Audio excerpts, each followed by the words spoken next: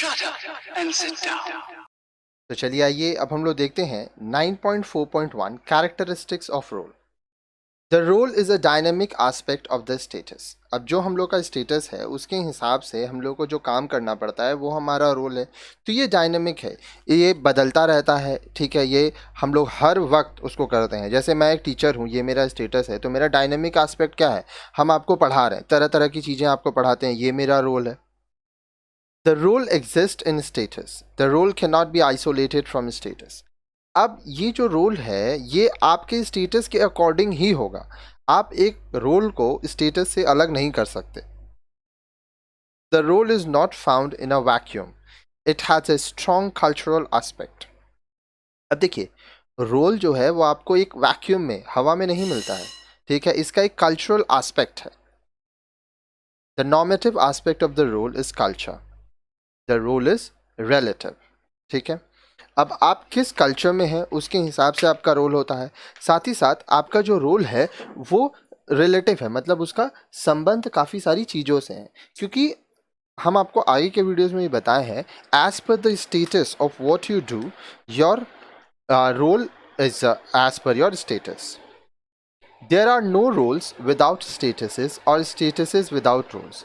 अब देखिए, बिना स्टेटस के कोई रोल नहीं हो सकता और बिना रोल के कोई स्टेटस नहीं हो सकता। Just as in the case of the status, the term role is also used with a double significance.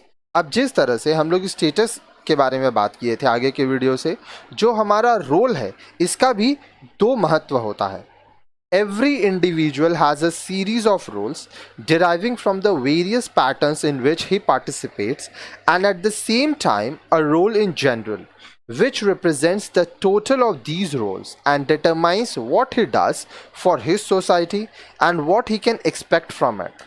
हर एक व्यक्ति को अपने जीवन में बहुत सारे काम करने होते हैं, उसी को हम लोग सीरीज ऑफ रोल्स कह रहे हैं, ठीक है। और साथ ही साथ उसको कुछ काम समाज में सबके साथ करना होता है। देखिए, आपके फैमिली के प्रति आपका जो रोल है और आपके समाज के प्रति भी आपका कुछ रोल है, तो दोनों को आपको निभाना होगा। और बदले में आप लोगों से एक्सपेक्टेशंस रख सकते हैं, ठीक है, कि वो आपके संग समाज में किस तरह से व्यवहार करेंगे। Each status typically include several roles. अब हर एक स्टेटस का भी बहुत सारा रोल्स होता है। A person who holds the status of a teacher behaves one way with the students, another way with other faculty members, and still another way with the principal. The collection of roles that goes with a given status is termed as role set. अब देखिए, जब किसी व्यक्ति को कोई status मिलता है, मान लीजिए कोई टीचर है, तो वो स्टूडेंट्स की तरह के साथ एक अलग तरह से व्यवहार करता है। वही टीचर अपने फैकल्टी मेंबर्स, मतलब दूसरे टीचर्स के संग उसका व्यवहार अलग रहता है। साथ ही साथ प्रिंसिपल के साथ उसका अलग व्यवहार है। तो देखिए, एक ही व्यक्ति है जो कि टीचर है, लेकिन स्टूडेंट के संग, अदर फैकल्टी मेंबर्स, प्रिंसिपल के साथ उनका अलग अलग बिहेवियर है, ठीक है। तो ये जो रोल है उनका, ये रोल को जब हम लोग मिलाते हैं तो इसको हम लोग रोल सेट कहते हैं। सोशल रोल्स रेगुलेट और ऑर्गेनाइज बिहेवियर। तो जो सोशल रोल है वो हम लोग को बताता है कि हमारा बिहेवियर किस तरह से रहेगा। इन particular they provide a means of accomplishing certain task. अब देखिए, कोई भी काम पूरा करने के लिए हम लोग को कुछ करना पड़ता है, उसी को हम लोग रोल कहते हैं। It can be argued, for example, that teaching can be accomplished more effectively if the teacher and student perform their appropriate roles. अब देखिए, इस पे तर्क हो सकता है, आर्ग्यूमेंट हो सकता है। उदाहरण के लिए मान लीजिए, क्या जो पढ़ाई लिखाई है, जो पढ़ाना है, ये और ज़्यादा अच्छे से तब हो पाएगा जब टीचर और स्टूडेंट दोनों अपना काम ठीक से करें।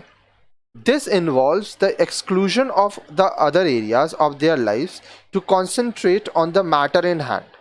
अब ये जो आइडिया है, ठीक है, इसमें हम लोग जो जिंदगी का, हमारे जीवन का जो दूसरा क्षेत्र है, उसको हम लोग नहीं ले रहे हैं। Roles provide social life with order and predictability. अब जो भी आपको रोल दिया जाएगा ये आपके सामाजिक जीवन के अनुसार दिया जाएगा, ठीक है, और आपसे कुछ अनुमान किया जाएगा, कुछ प्रेडिक्ट किया जाएगा, कुछ सोचा जाएगा। Interacting in terms of their respective roles, teacher and student know what to do and how to do it. अब देखिए, एक टीचर को और एक स्टूडेंट को अपना अपना रोल पता है, उनको ये पता रहता है कि उनको क्या करना है और कैसे करना है।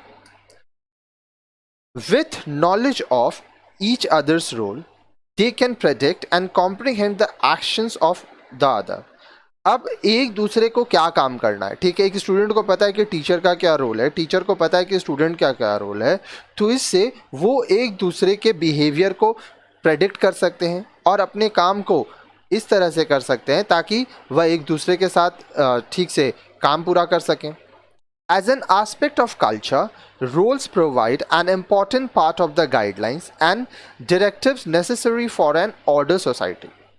अब देखिए, हम लोग जब कल्चर की तरफ से देख रहे हैं तो रोल से क्या होता है, जो हमारी संस्कृति है सबका अपना अपना रोल दिया हुआ है, तो हम लोग को एक गाइडलाइंस मिलता है, ठीक है, हम लोग को डायरेक्शन मिलता है ताकि एक अच्छा समाज हम लोग बना सकें जहाँ पे सब व्यक्ति अपने कार्यों को पूरा करें। अब नेक्स्ट वीडियो में आप देखेंगे 9.4.2 टाइप्स ऑफ रोल।